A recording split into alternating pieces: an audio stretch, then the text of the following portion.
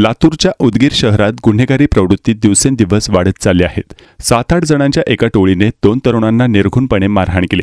ही घटना उदगीर शहरातील union bank परिसरात घडली।